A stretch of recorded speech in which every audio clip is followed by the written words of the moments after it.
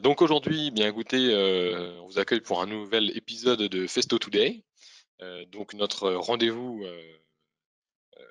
presque quotidien, hein, 3 fois par semaine pour parler de sujets, qui concernent, tous les acteurs, de l'industrie.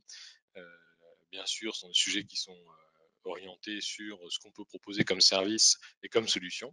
Et aujourd'hui, écoutez, je vais vous présenter une solution qu'on appelle SmartNance, qui s'intéresse, au numérique pour la maintenance. Et on va voir tout de suite, de quoi il s'agit et surtout, quels sont les enjeux qu'on va rencontrer quand on parle de maintenance, dans le milieu industriel, qu'on soit fabricant de machines ou exploitant de machines.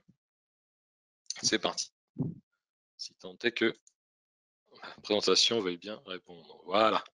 Donc, aujourd'hui, l'enjeu, c'est de parler déjà de la gestion de la maintenance. Comment est-ce qu'on fait la maintenance sur une machine aujourd'hui?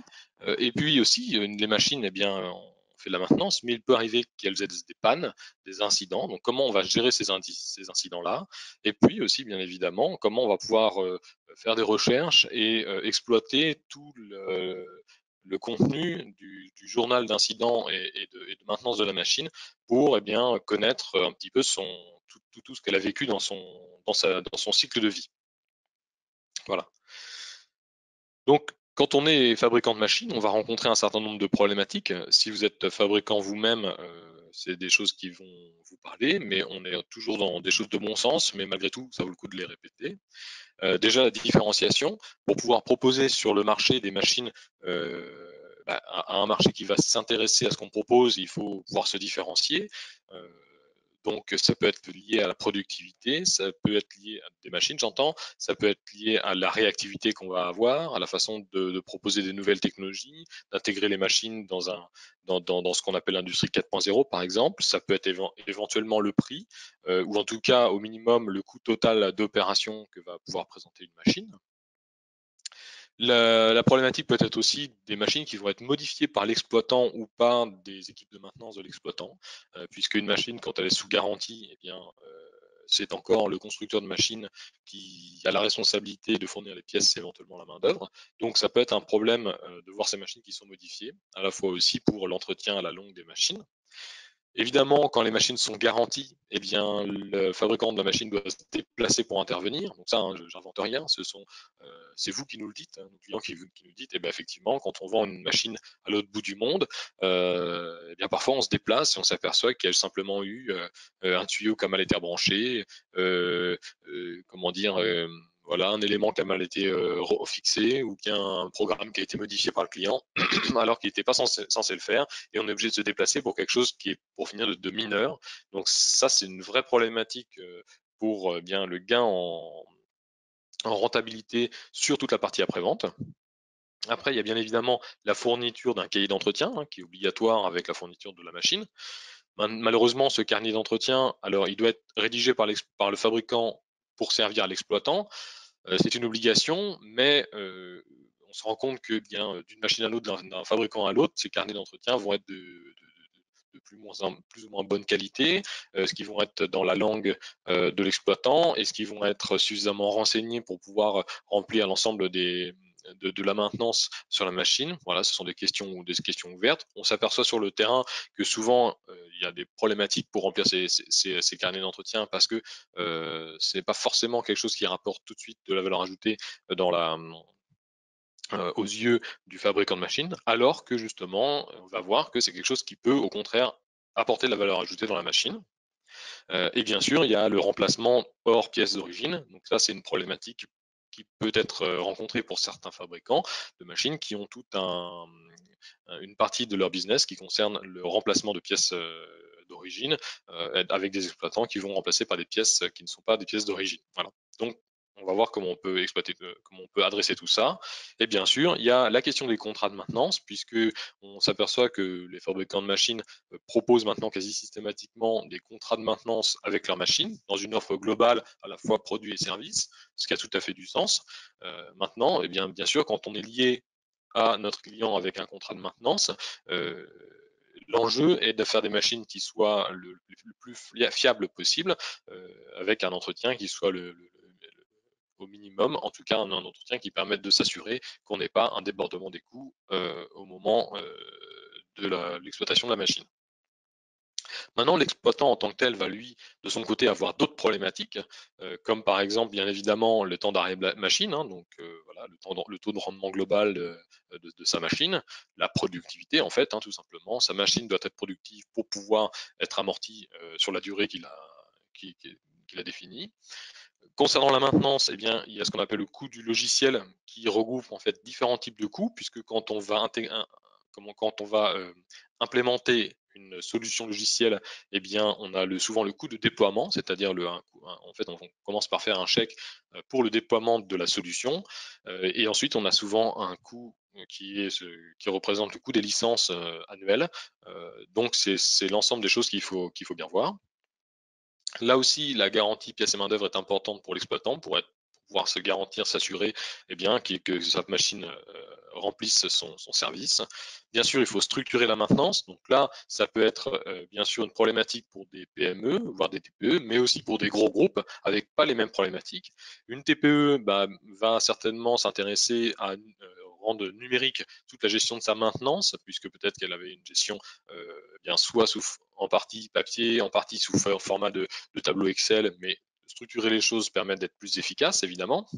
Et pour un gros groupe, il y a effectivement les mêmes problématiques, bien que les gros groupes aient souvent mis en place des solutions GMAO importantes, des problématiques peuvent se poser quand, par exemple, on va échanger des machines d'un continent à l'autre, comme on fait si la GMAO, elle reste locale. Voilà. Donc là, c'est des choses qu'on va pouvoir aussi, auxquelles on va pouvoir répondre.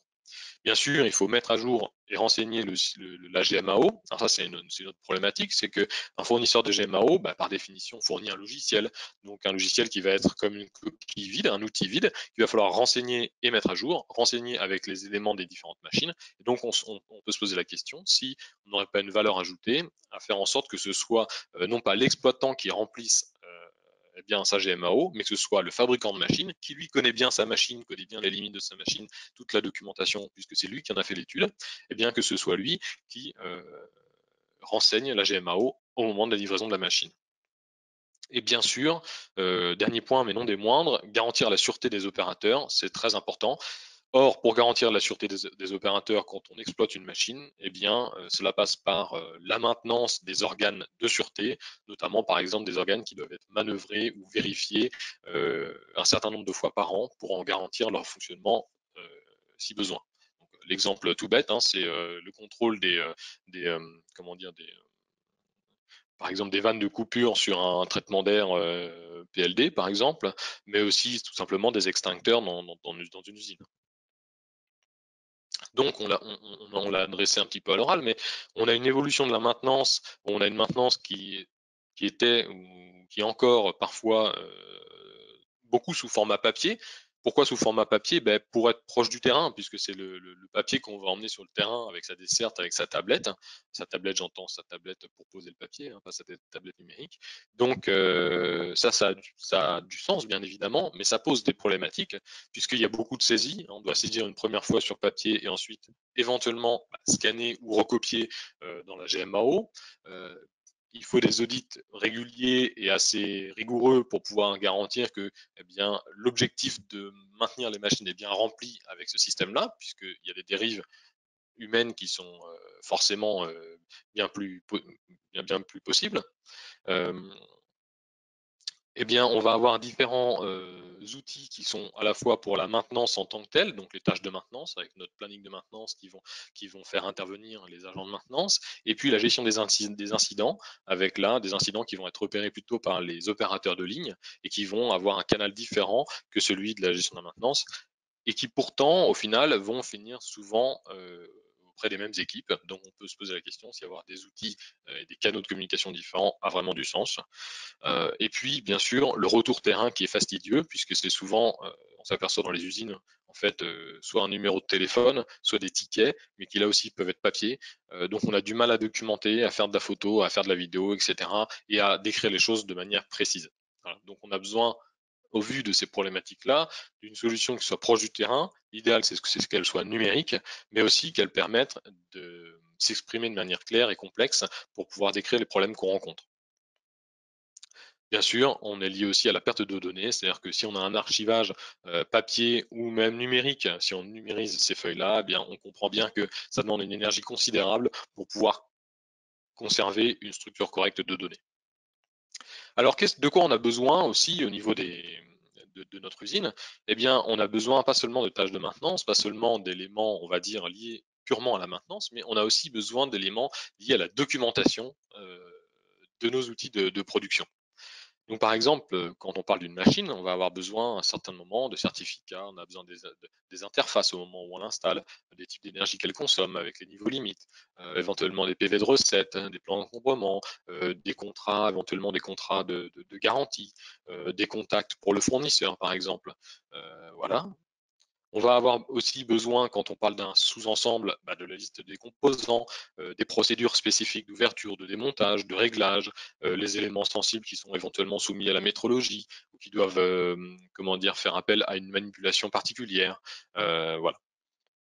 Et puis après, quand on a une approche vraiment composant en tant que tel sur l'entretien d'un composant, bien sûr, il faut la documentation du composant, mais aussi eh bien, avoir très clairement quelles sont les pièces de rechange, éventuellement quelles sont les notices d'utilisation et de rechange, voire même, pourquoi pas, des procédures détaillées de remplacement de pièces, qu'elles soient sous format, par exemple PDF, ou bien carrément sous format vidéo, comme on en rencontre de plus en plus aujourd'hui dans les usines. Et donc, pour pouvoir répondre à toutes ces problématiques-là, eh bien, on a développé une application, hein, un service qui s'appelle Smartnance et qui se décline sous la forme d'une seule application qui a deux points d'entrée. Un point d'entrée qui va être via une application web, donc dans l'explorateur Internet tout simplement, et un point d'entrée qui va être via un terminal mobile, comme vous le voyez à droite, que ce soit un smartphone ou bien une tablette,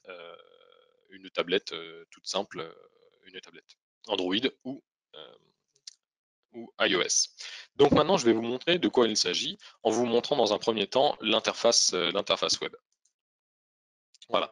Donc là, je suis rentré, c'est la première page que j'ai, que vous voyez à l'écran. C'est la première page que j'ai quand je rentre euh, dans mon environnement en fait propre. Donc à moi, Arthur, j'ai mon accès pour entrer dans mon environnement et je vois un certain nombre d'équipements en fait qui vont être plus ou moins complexes et qui sont dans ce qu'on appelle ma zone. Alors, si je prends maintenant le petit stylo pour vous montrer les choses, voilà. Donc en fait, vous voyez ici, je suis dans ma zone ici et j'ai un certain nombre d'équipements et c'est les équipements dont je vais m'occuper en fait. Et donc je vais avoir des équipements qui sont par exemple des machines de prod, là ça va être par exemple un compresseur et là carrément ça va être une usine complète. C'est-à-dire qu'en fait, je ne vais pas avoir de limitation dans mon outil sur le type d'équipement que je vais pouvoir entrer dedans. Donc ça peut être très bien un outil de prod comme une machine-outil, comme une ligne de production, mais ça peut être aussi des utilitaires qui vont être à côté, donc par exemple un pont roulant, un Fenwick, du matériel de levage. Ça peut être aussi, si j'ai une activité de service, par exemple, toute ma flotte de véhicules de service que je vais pouvoir entrer à l'intérieur pour en faire éventuellement la révision, la gestion, etc. Ça peut être aussi tout mon équipement de métrologie qui a besoin d'une vérification régulière. Donc, je peux aussi avoir, par exemple, un pied à coulisses, voilà, un palmeur, un banc d'essai, etc. Donc, j'ai pas de limitation par rapport au type d'équipement que je vais mettre à l'intérieur. Donc, vous voyez ici, tout le monde est au courant qu'un compresseur nécessite une certaine maintenance.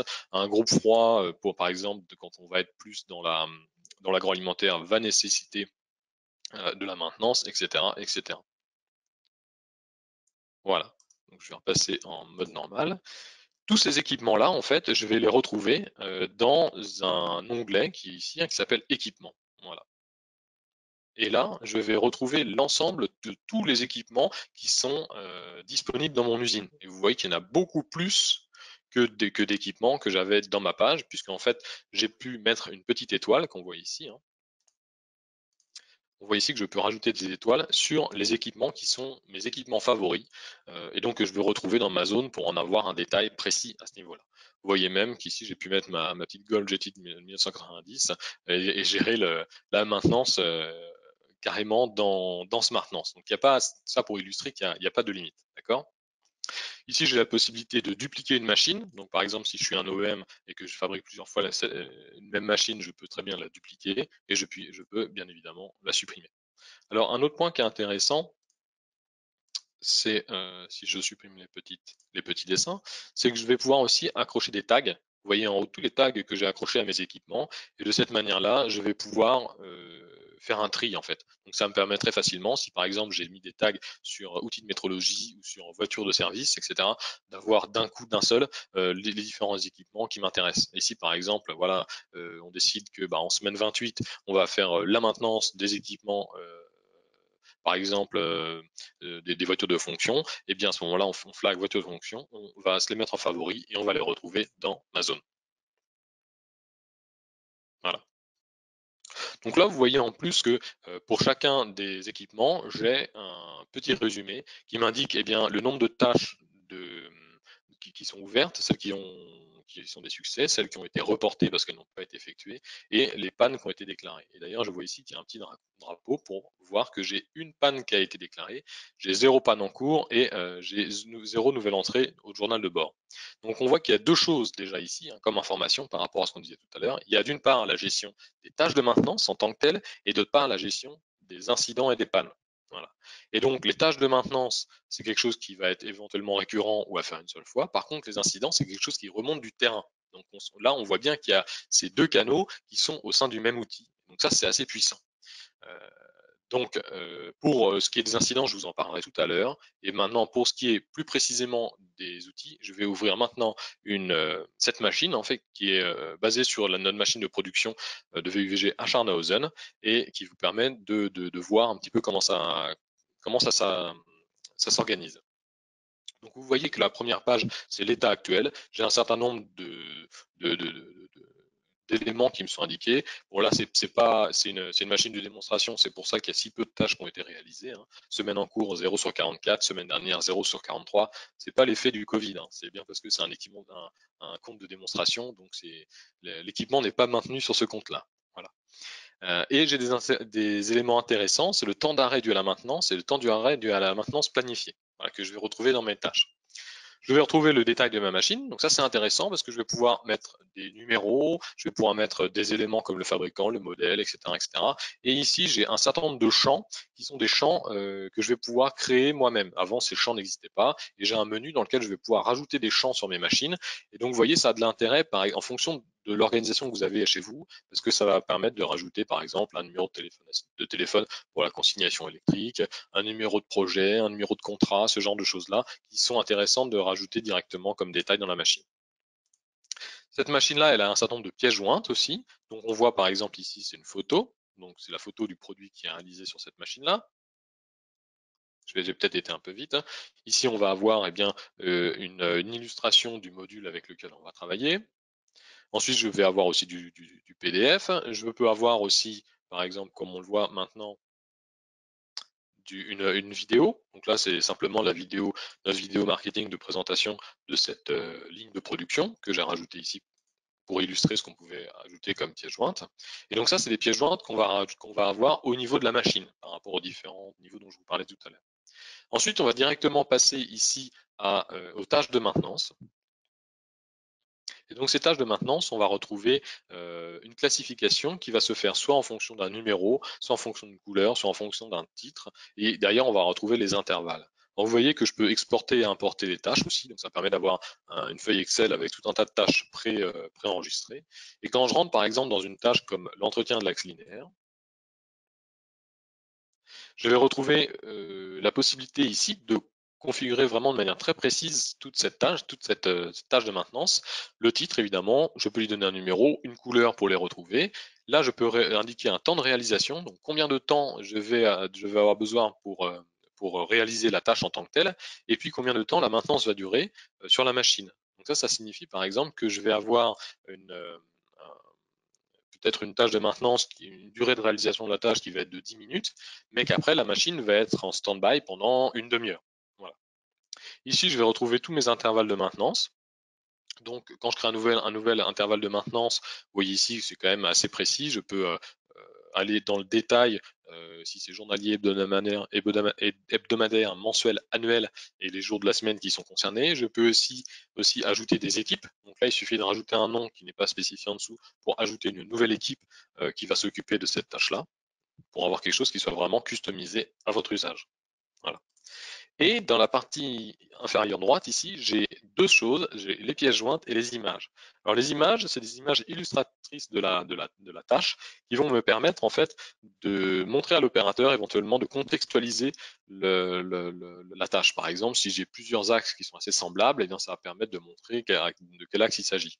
Et ensuite, j'ai des pièces jointes. Donc là, vous voyez que j'ai rajouté comme pièce jointe eh bien, la documentation Festo de ces axes-là, par exemple, et aussi, par exemple, ici, une vidéo qu'on a sur notre YouTube, sur la chaîne YouTube de service, qui permettent de montrer comment effectuer le remplacement d'une courroie cantée sur ces types d'axes-là. Donc voilà. Ça veut dire que ici, vous voyez, on va pouvoir, au niveau d'une tâche, ajouter des éléments de type formation, même si on imagine bien que les opérateurs sont formés avant d'arriver sur une machine.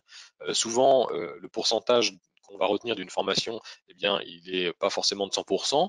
Donc un petit rappel sous la forme d'une petite vidéo qu'on va pouvoir retrouver directement au pied de la machine, ça peut avoir du sens. Avant de vous décrire l'ensemble des autres tâches, je vais vous montrer de quelle manière cette tâche qu'on vient de voir apparaît dans l'interface, du terminal. Alors pour cela, si ça fonctionne bien, oui, ici, vous allez retrouver en fait tout simplement mon téléphone. Je vous affiche ici à l'écran l'écran de mon téléphone, sur lequel vous voyez que j'ai l'application Festo Smartnance que j'ai pu télécharger tout simplement soit pour Android, soit pour iOS en fonction du système d'exploitation qu'il y a sur votre terminal. Donc en lançant cette,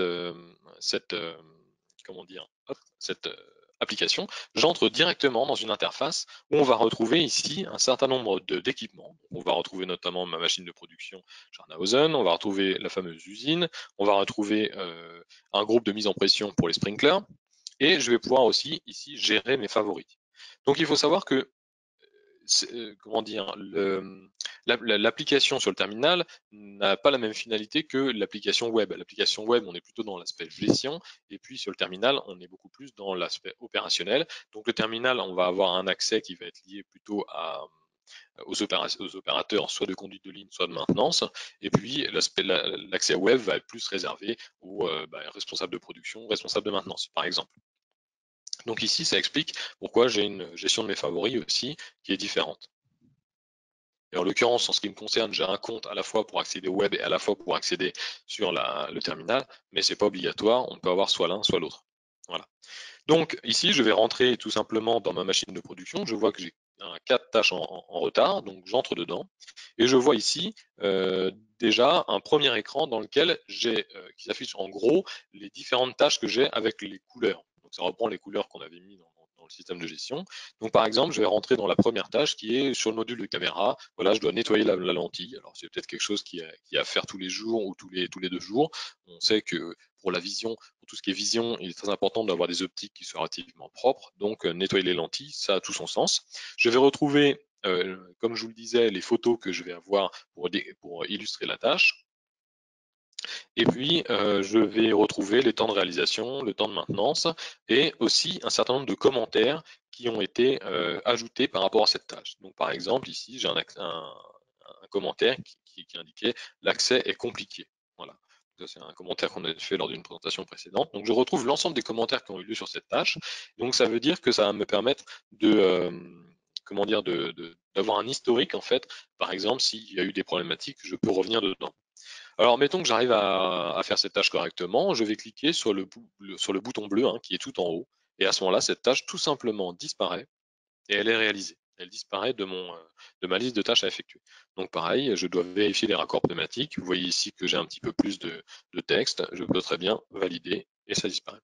Donc là, dans ce cas-là, mes tâches sont réalisées. On va regarder maintenant sur l'entretien de l'axe linéaire. Vous voyez, aujourd'hui à 14 h, je devais faire l'entretien de l'axe linéaire. Et à ce moment-là, vous voyez, j'ai 2 photos en partie haute. J'ai la photo de l'axe linéaire, une photo d'un système de graissage.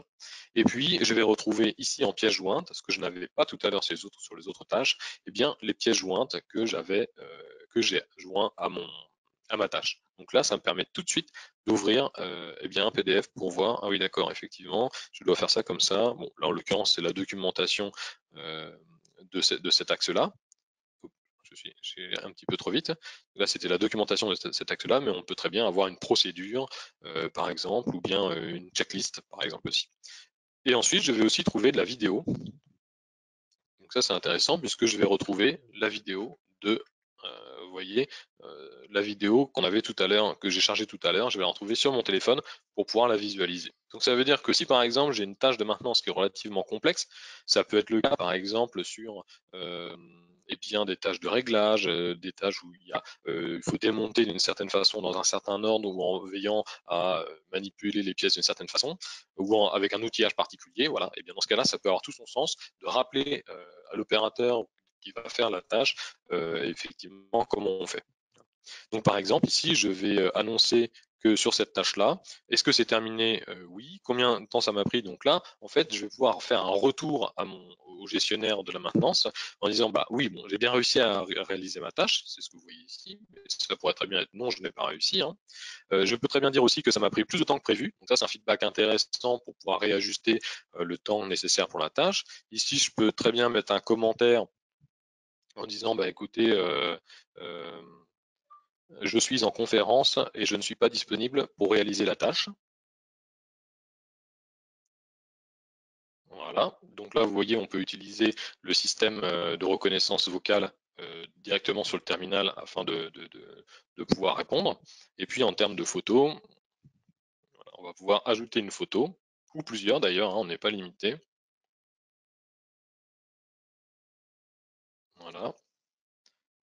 Vous voyez qu'ici, j'ai rajouté 2 photos, je peux en mettre plus, qui me permettent de faire un feedback. Donc oui, j'ai terminé la tâche, mais j'ai remarqué quelque chose qui n'était pas logique, je le documente, et après, ça permet d'avoir une trace dans mon log. Et en envoyant ça,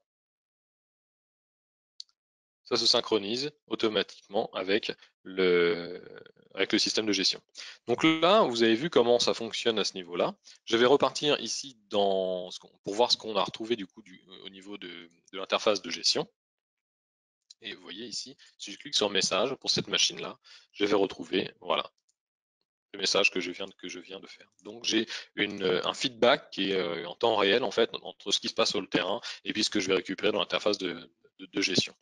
Voilà. Donc après ici au niveau des autres éléments, je vais retrouver toute ma maintenance en attente, toutes les maintenances fermées qui ont été accomplies ou non accomplies. Je vais retrouver un planning hebdomadaire sur l'ensemble des tâches qui sont sur cette machine-là, qui met un peu de temps à s'afficher parce que je pense que j'ai beaucoup de tâches là. Voilà. Et donc après je vais aussi retrouver le journal de bord et je vais vous parler des incidents juste après. Voilà. Donc là j'ai le journal de bord et donc je vois ici les différents éléments que j'ai eu. Bah, c'est la semaine en cours, mais je peux remonter, vous voyez, la semaine dernière. Je pense que la semaine dernière il n'y a pas eu grand chose. Par contre, si je monte sur le mois dernier, voilà, il y a eu des éléments. Donc ça, ce qui est intéressant, c'est que ça va me permettre de remonter carrément à l'année dernière et l'année en cours. Donc vous voyez que par exemple, si on est un OEM et qu'on a donné accès à ce portail-là à l'exploitant de la machine, à son client, eh bien je vais pouvoir avoir un œil sur la maintenance qui a été effectuée sur la machine. Je vais aussi pouvoir avoir un œil sur le feedback qui est fait par le terrain. Donc ça, c'est intéressant. Et vous avez certainement vu que ici, dans mon application, j'ai aussi pour la machine en question un bouton qui s'appelle déclarer une panne, qui est tout en haut à droite. Et quand je clique dessus, là c'est pareil, je vais pouvoir indiquer l'heure et la date. Résumer, eh bien, résumer, c'est par exemple connecteur cassé sur le moteur d'entrée. Voilà. Et je vais pouvoir décrire les vibrations de l'axe X entraînent un mouvement répétitif sur les câbles d'alimentation du moteur, ce qui entraîne par la suite une rupture du connecteur. Voilà. Donc là, très rapidement, voilà, le système est encore en train. Voilà, très rapidement, je vais pouvoir ajouter des éléments à mon journal pour expliquer que effectivement j'ai une panne que j'ai rencontrée sur la machine. J'envoie ça, c'est envoyé avec succès. Et là, du coup, on va avoir ici au niveau des incidents sur la machine, que j'ai bien 2 incidents. Bon, il y en a un que j'ai créé tout à l'heure et cet incident que je viens de créer avec vous, qu'on va retrouver ici avec la description, et je vais pouvoir ajouter un commentaire en tant que gestionnaire, et puis ajouter une tâche de réparation pour ajouter une tâche à faire, hein, donc qui ne sera pas répétitive, hein, mais une tâche unique, pour pouvoir effectuer la réparation. Voilà. Et donc après, je vais pouvoir ici en haut, dans l'onglet supérieur, voir tous les incidents qui sont sur l'ensemble de mes machines, et ensuite ces incidents-là, les faire passer en mode en cours ou fermé. Par exemple, là, c'est en cours, mais après, je peux effectivement après l'éditer et dire voilà, c'est en cours, j'ai bien vu ce qu'il en était. Par exemple, ici, c'est garantie. J'ajoute un tag. Voilà, sauvegarder. Hop. Voilà, donc ça va nous permettre très facilement de faire des tickets de gestion d'incidents et de panne sur les différentes machines. Donc là, vous voyez bien les deux canaux qui en fait sont liés puisque on parle de la même machine et un incident, une panne va entraîner la mobilisation d'une équipe pour faire une maintenance, une réparation. Voilà. Donc là, on a bien les deux qui sont liés au même endroit. Alors, je vois qu'il y a des questions qui ont été posées. Je vais regarder pour y répondre tout de suite. Est-il possible de lier le planning de mes tâches avec Outlook? Alors, c'est oui et non. La réponse un petit peu de Normand. Dans l'application que je vous montre aujourd'hui telle qu'elle est et avec la licence de démo que j'ai, ce n'est pas possible. Par contre, il y a différentes licences que je vais vous présenter juste après. Il y a une licence qui permet potentiellement de faire ce type de choses. Voilà. Est-ce qu'il est possible d'assigner des tâches à d'autres personnes et de faire le suivi? Alors oui, puisque en fait les tâches sont assignées aux équipes ou aux personnes. Si je rentre par exemple dans une machine et que je rentre dans les tâches de maintenance, voilà, nettoyer la machine par exemple, voilà, je vais pouvoir ici au niveau de, alors, au niveau de ma nouvelle tâche de maintenance, vous voyez, je vais pouvoir ici rajouter l'équipe ou la personne qui va s'en charger. D'accord. Donc là, je vois par exemple, c'est René qui va s'occuper de manière journalière, donc plutôt à 9 heures. Voilà, date de début, on va mettre hier pour voir si ça apparaît dans notre agenda. Tac, j'applique. Donc là, René doit tous les jours nettoyer la machine. Voilà. Et donc normalement, si je vais dans ensuite ma zone, je vais retirer des éléments pour qu'on y voit un petit peu plus clair. Voilà.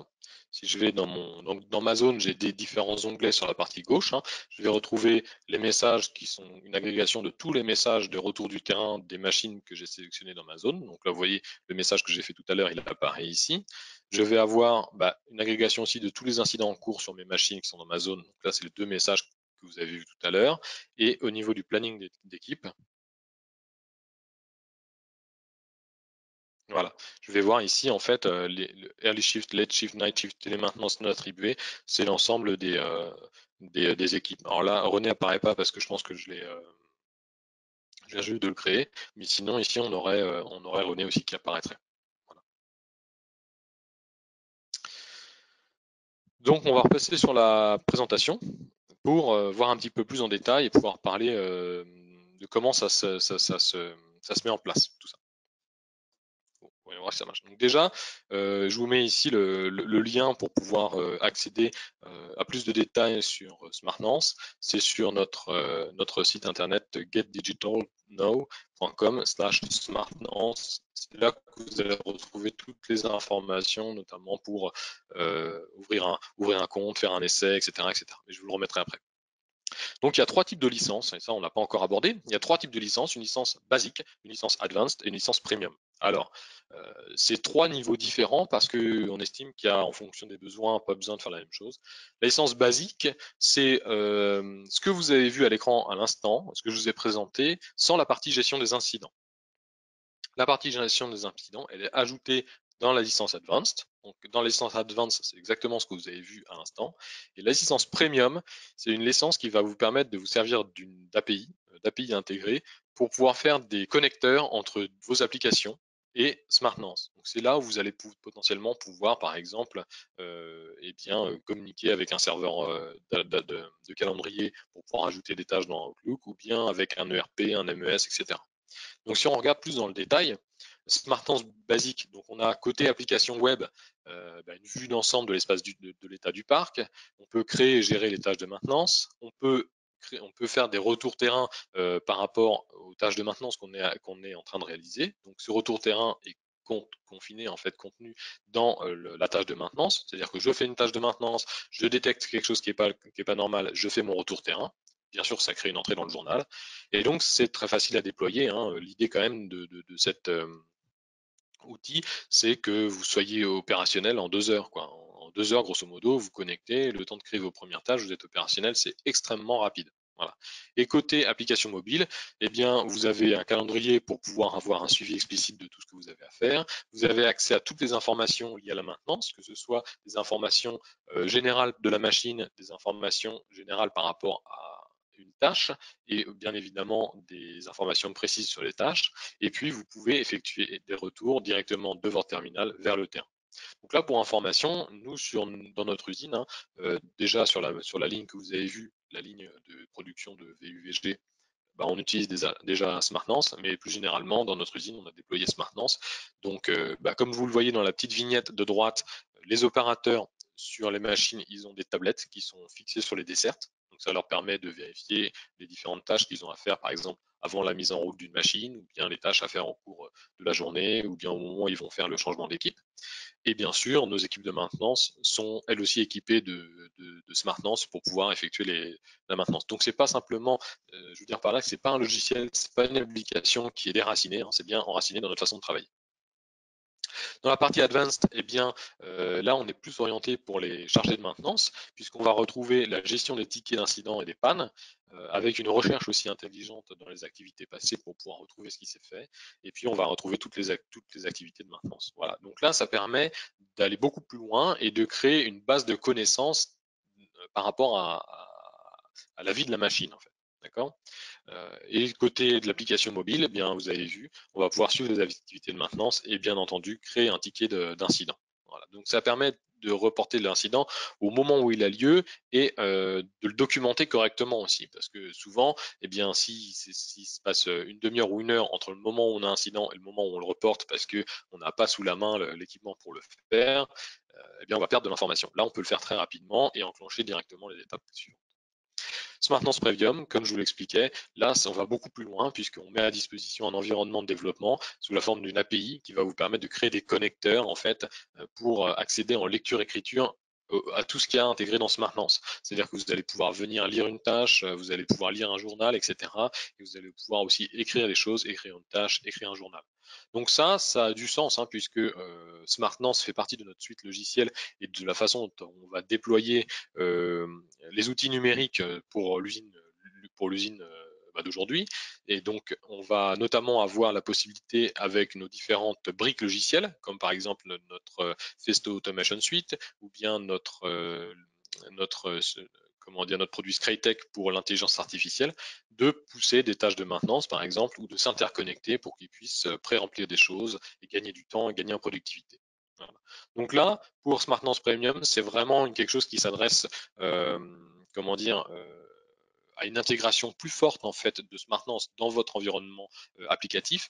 Et c'est des discussions qui doivent avoir lieu, je pense, avec des responsables IT pour la mise en place et les spécifications.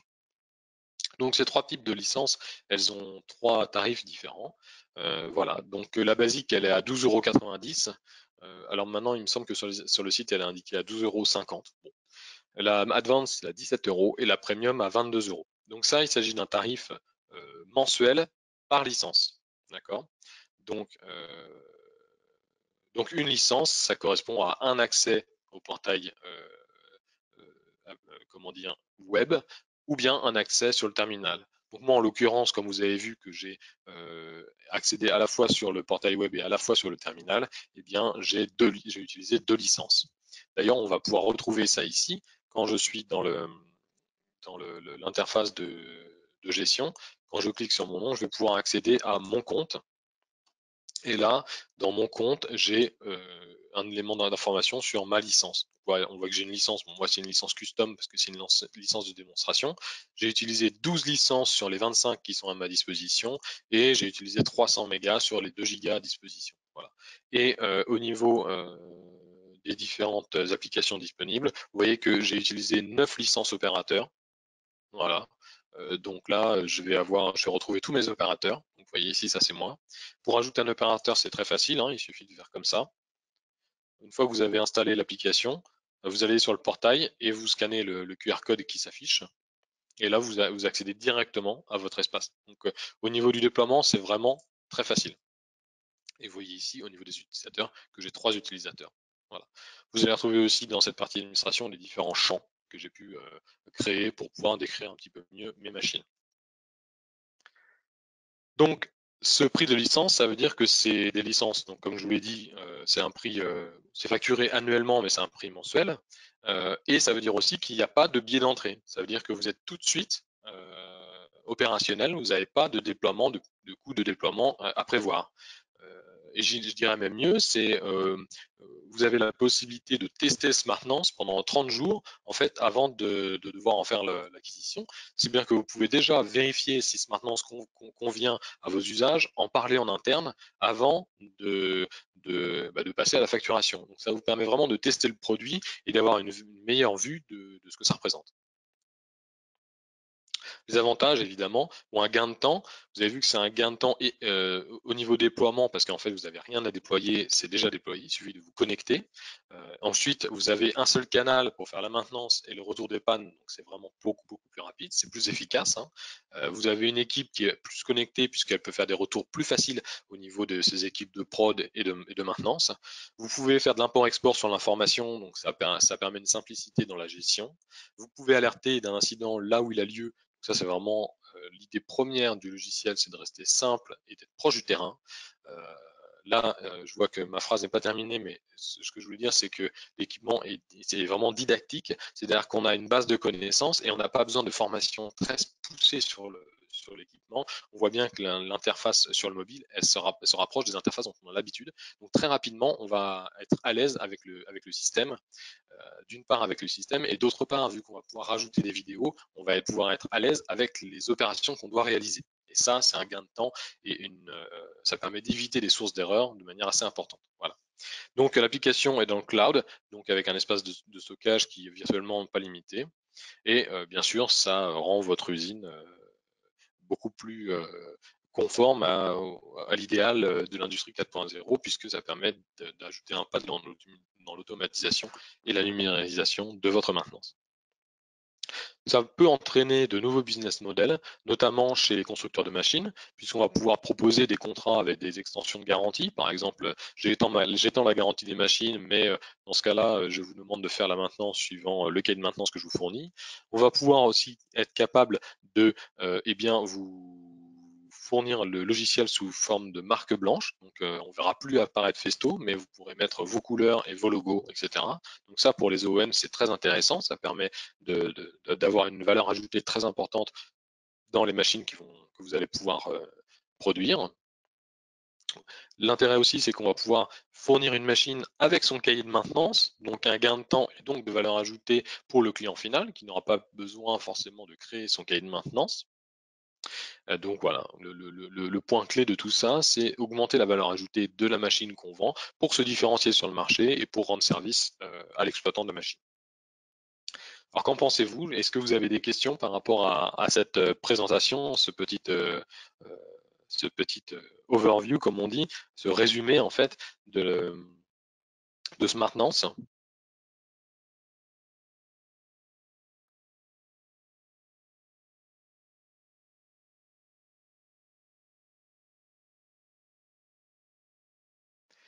Donc, je vois qu'il n'y a pas de questions, en tout cas a priori. Donc ça veut dire que j'étais relativement clair.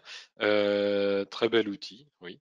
Alors, ce que je vous propose, c'est tout simplement de le tester. Voilà. Puisque vous avez la possibilité de le tester, ne vous en privez pas. Je vais vous remettre ici. Alors, voilà.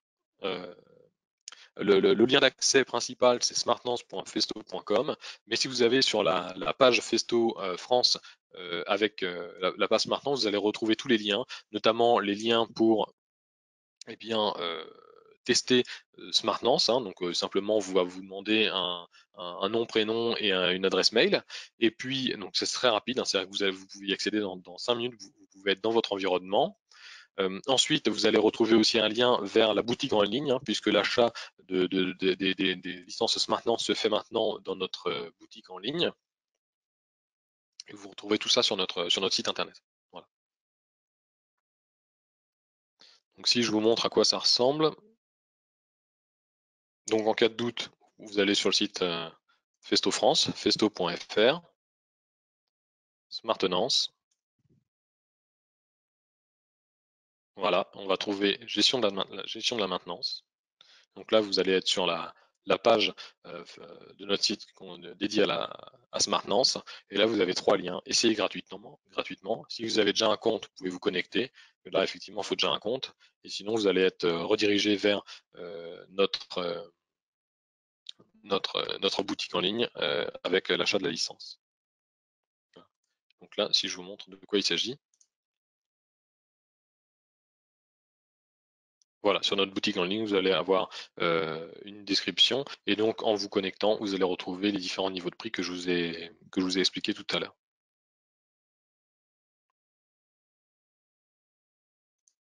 Alors s'il n'y a pas de questions, je vous propose d'en rester là. Dans tous les cas, n'hésitez pas déjà à tester l'outil, c'est simple, c'est fait pour ça, à revenir aussi vers les commerciaux qui vous suivent pour poser des questions ou rebondir sur cet outil. Et puis, je vous donne rendez-vous la semaine prochaine pour donc une présentation de Quick Search Plus par mon collègue Frédéric Moulin. Voilà, je vous souhaite une bonne journée, un bon après-midi, et puis surtout du courage dans cette situation pour laquelle on commence à voir petit à petit le bout, mais effectivement qui va durer encore un petit peu, donc il faut tenir jusqu'au bout. Voilà. Et n'hésitez pas à nous faire un retour si vous appréciez nos Festo Today, bien évidemment. Et vous trouverez la vidéo de Festo Today d'aujourd'hui comme les vidéos passées sur notre chaîne YouTube. Donc vous pouvez liker, évidemment, mettre un pouce bleu et bien transmettre la vidéo éventuellement à des collègues qui seraient intéressés pour s'informer au sujet de Smartnance. Voilà. Merci à vous.